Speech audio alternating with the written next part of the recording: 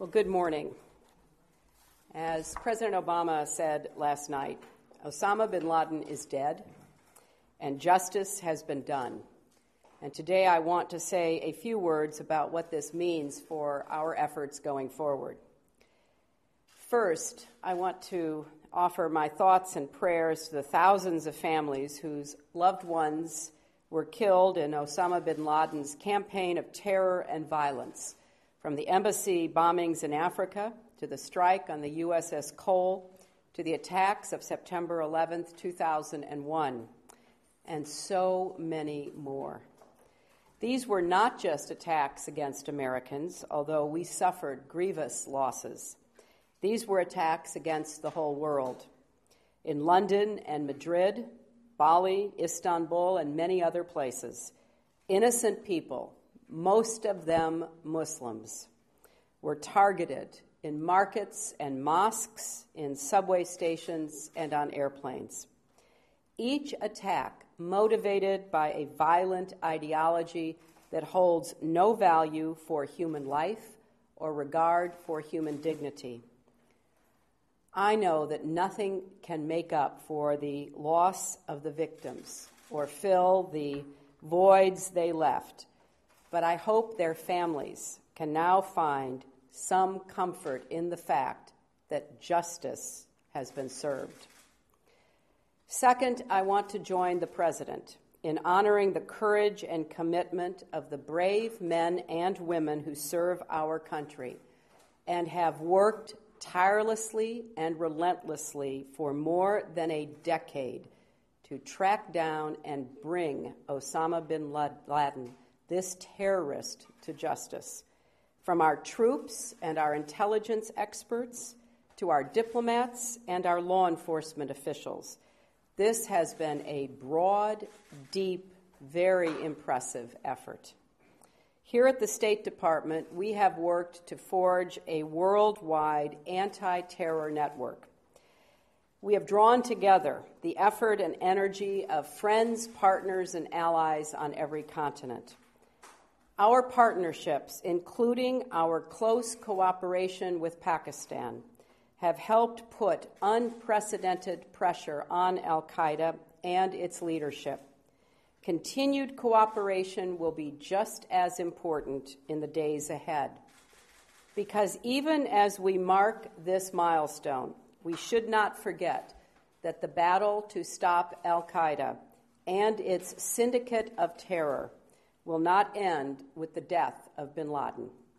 Indeed, we must take this opportunity to renew our resolve and redouble our efforts. In Afghanistan, we will continue taking the fight to al-Qaeda and their Taliban allies, while working to support the Afghan people as they build a stronger government and begin to take responsibility for their own security.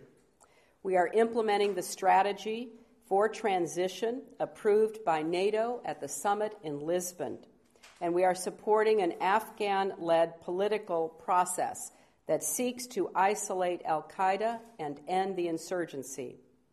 Our message to the Taliban remains the same, but today it may have even greater resonance.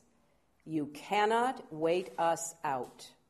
You cannot defeat us, but you can make the choice to abandon al-Qaeda and participate in a peaceful political process. In Pakistan, we are committed to supporting the people and government as they defend their own democracy from violent extremism. Indeed, as the President said, bin Laden had also declared war on Pakistan. He had ordered the killings of many innocent Pakistani men, women, and children. In recent years, the cooperation between our governments, militaries, and law enforcement agencies increased pressure on al-Qaeda and the Taliban, and this progress must continue, and we are committed to our partnership. History will record that bin Laden's death came at a time of great movements toward freedom and democracy, at a time when the people across the Middle East and North Africa are rejecting the extremist narratives and charting a path of peaceful progress based on universal rights and aspirations. There is no better rebuke to al-Qaeda and its heinous ideology. All over the world, we will press forward, bolstering our partnerships, strengthening our networks, investing in a positive vision of peace and progress, and relentlessly pursuing the murderers who target innocent people. The fight continues, and we will never waver. Now, I know there are some who doubted this day would ever come, who questioned our resolve and our reach. But let us remind ourselves, this is America. We rise to the challenge, we persevere, and we get the job done. I am reminded, especially today, of the heroism and humanity that marked the difficult days after 9/11.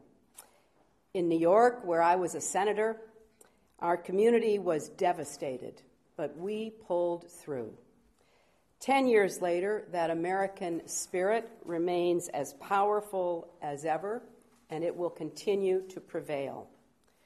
So this is a day not only for Americans, but also for people all over the world who look to a more peaceful and secure future, yes, with continued vigilance, but more so with growing hope and renewed faith in what is possible. Thank you all very much.